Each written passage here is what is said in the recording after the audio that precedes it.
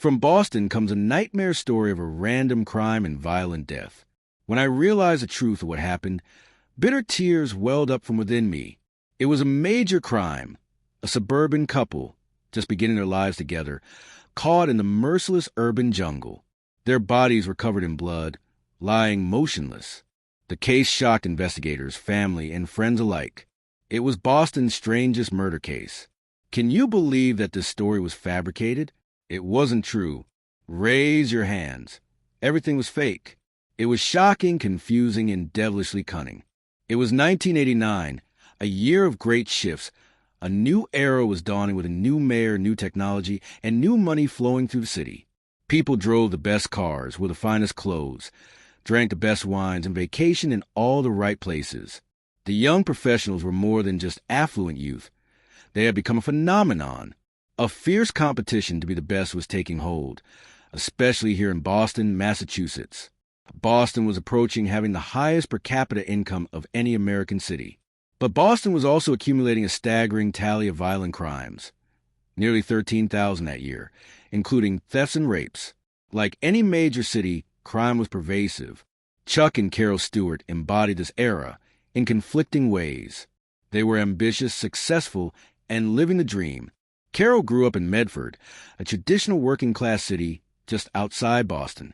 She was 2 years ahead of Chuck in school. Their families were close, and her father ran a local pizza restaurant, rooted in a tight-knit Italian-American community. Carol was open, cheerful, and generous, a woman with a big heart, always ready to help. She graduated high school in 1977, dreaming of marriage, children, and a career as a lawyer. By 1980, she paid for university tuition at Boston University by working part-time as a waitress. It was there she met Charles Stewart. Charles was handsome and charming, a cook who would write her little love notes and slip them to her through the window. They spent their breaks together, sharing stories about their lives. Charles wasn't from a wealthy background, but was very ambitious. He was a family man everyone respected, eager to succeed in ways that no one else in his circle had before. Unlike the naive young man Carol had first met, Charles was smarter and understood her dreams. With each compliment, her heart beat faster. Charles was determined and focused, and Carol was captivated by him. He took her out to dinner and drinks, with a romance that felt almost like a storybook. 2 years later, Charles had saved enough to buy a $4,500 engagement ring, and they married in 1985. Their wedding photos show a beautiful couple deeply in love, like Ken and Barbie. Now, the young couple could begin chasing their dreams together, entering the fast-paced world of the 1980s elite. Carol became a tax lawyer in a prestigious accounting firm, while Charles started a lucrative fur business, catering to Boston's wealthy clientele. Prices for pelts started at $25,000. Charles mingled with the city's elite, admired for his charisma and professional demeanor.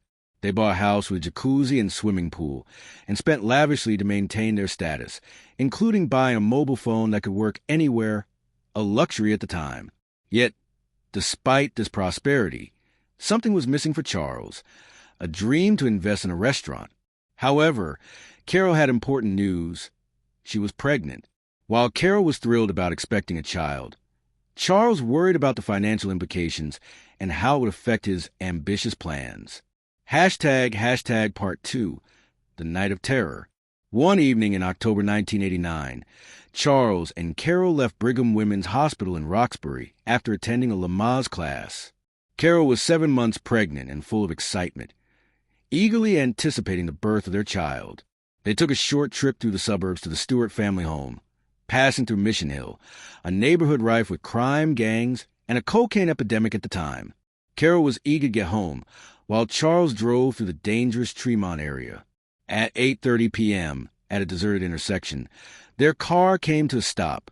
The Boston police received an emergency call, code 51WA. "My wife has been shot, and I've been wounded too." The caller's voice was desperate, but his location was unclear. Without GPS-enabled phones back then, finding them was nearly impossible. The dispatcher, Gary McLaughlin, had to think quickly. Police dispatched 6 cars to the area, sirens blaring in the dark urban night, hoping the caller would hear them and confirm his location. After 13 tense minutes of searching, they found Charles wounded in the abdomen and Carol critically injured with a fatal gunshot wound to the back of her head. Carol was fighting to stay alive in the hospital, having been shot just 2 hours after attending the childbirth class. The paramedics rushed them to separate hospitals.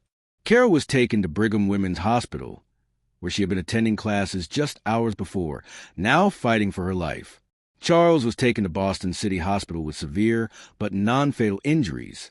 At the hospital, doctors performed an emergency cesarean section to save the baby.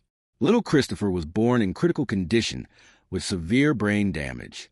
Despite medical efforts, the child survived only 17 days before life support was withdrawn. Charles described the attacker to police as a black man with a husky voice, wearing a black sports suit with red stripes. According to Charles, the assailant had jumped into their car, demanding Carol's engagement ring and purse. When he saw the mobile phone, he panicked, thinking Charles was a police officer, and opened fire. The attacker shot Carol first in the head, then Charles in the lower back, before fleeing with the jewelry and money. The news exploded over Boston's television and newspaper headlines, sparking citywide outrage and sorrow. The Boston Herald's front page featured a shocking image that struck deep into the city's racial tensions. The depiction of a black man attacking a white suburban couple inflamed Boston's existing ethnic divisions. The entire city was gripped by fear and anger. People demanded justice. The case touched America's deepest fears about urban crime and racial violence. Hashtag Part 3, the investigation and racial tensions.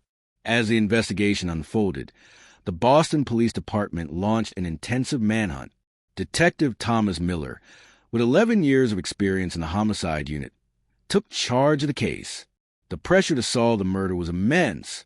The city, the media, and the families demanded answers. Police immediately focused their search on Mission Hill and surrounding black neighborhoods.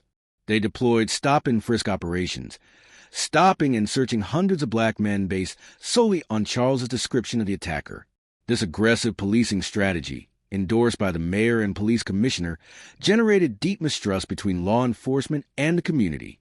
The investigation followed every lead, no matter how tenuous. Hundreds of tips flooded the police hotline from people claiming to have seen the shooter or found Carol's jewelry. But among the false leads, one seemed promising. A teenager in Mission Hill claimed his uncle was involved in the crime. In November 1989, police arrested Willie Bennett, a 39-year-old black man with a criminal record based largely on the teenager's testimony. Bennett was well known in Mission Hill for his violent reputation, making him an easy target for suspicion. The evidence against Bennett was circumstantial, but compelling enough for police. They had Charles as an eyewitness, ready to identify the attacker. On December 28th, Charles picked Bennett out of a police lineup without hesitation. "That's him," Charles said confidently. The arrest brought temporary relief to a city hungry for justice. Headlines proclaimed that the killer had been caught. The case seemed closed, with Bennett facing the death penalty. However, behind the scenes, another story was unfolding. Charles's younger brother Matthew carried a heavy burden, a secret that would shatter everything the public believed about the case. Matthew had always looked up to Charles, following his lead in everything. But Charles had involved him in something far more sinister than Matthew initially understood. Before the shooting, Charles had confided in Matthew about a plan to stage an insurance fraud by stealing Carol's jewelry and claiming they were victims of a random attack. According to Matthew's later testimony, Charles had given him a bag containing Carol's engagement ring and other items to dispose of. Matthew initially believed this was just an insurance scam. He had no idea that Charles planned to murder his pregnant wife. When Matthew opened a bag and found a gun inside, and when he heard on television that Charles was claiming a black attacker had killed Carol, he realized a horrifying truth. His brother was the real killer.